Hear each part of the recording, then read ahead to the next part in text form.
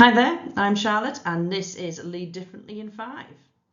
Your quick dose of leadership insight to help you think differently, lead more effectively and stay grounded along the way. Today we're going to be talking about confidence and why the loudest person in the room isn't always the most impactful. We've all been there in a meeting where someone takes up all the space, talks over others, makes bold declarations, dominates the room. But here's the truth, confidence isn't volume, it's presence. Some of the most effective leaders I've worked with speak quietly, but when they do speak, you really have to lean in and listen. They don't need to perform confidence because they embody it. For a long time, I thought you had to project confidence. Had to be the louder one, be quicker, and take charge of the room. Especially in male-dominated spaces, or when I was the only one at the table willing to question the status quo. I felt like I had to show up strong, even when I didn't feel like it inside. But over the years I've learned, and through NLP and through coaching others, that actually real confidence isn't about being the loudest voice. It's about being the most centered and present. The shift happened when I realized that actually the people I respected most as leaders didn't need to dominate the room. They just held the silence. They didn't rush to fill gaps, but what they did do was made people feel safe. And that was not by taking up the space, but by creating it. When I started to tap into that idea, to lead from a calm, grounded place rather than a performance state, people really did respond differently. There was more trust, more engagement, and more impact. It was a subtle shift, but a powerful one. And it's something I now teach all the time, especially to leaders who feel like they have to fake confidence to get taken seriously.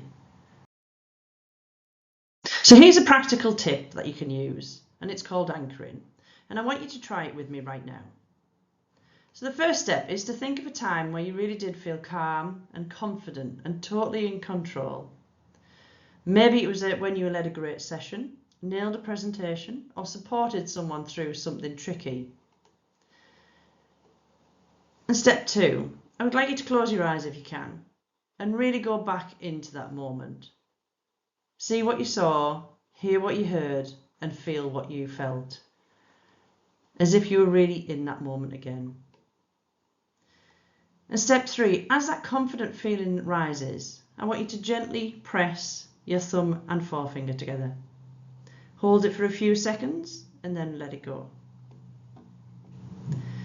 I would like you then to repeat this a few times to build that emotional connection between the physical touch and ultimately the memories. And this is called creating an anchor. And now whenever you need to access that state, before a meeting, a tough conversation, or when doubt creeps in, you can simply press your fingers together and breathe. It's like having your own personal confidence switch. No shouting or pretending required. So remember, you don't need to be the loudest to lead. You just need to be clear, intentional, and connected to your values.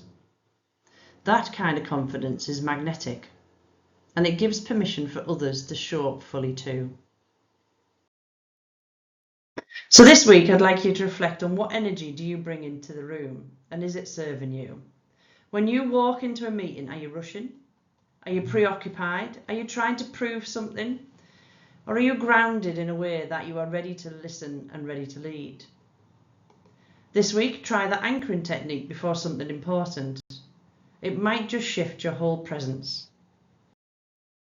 If this has resonated with you, please do hit subscribe. And also let me know in the comments what situations makes your confidence wobble. I'll be sharing more grounded leadership tools every week, right here. This is Lead Differently in 5. Let's keep growing, not louder, but stronger.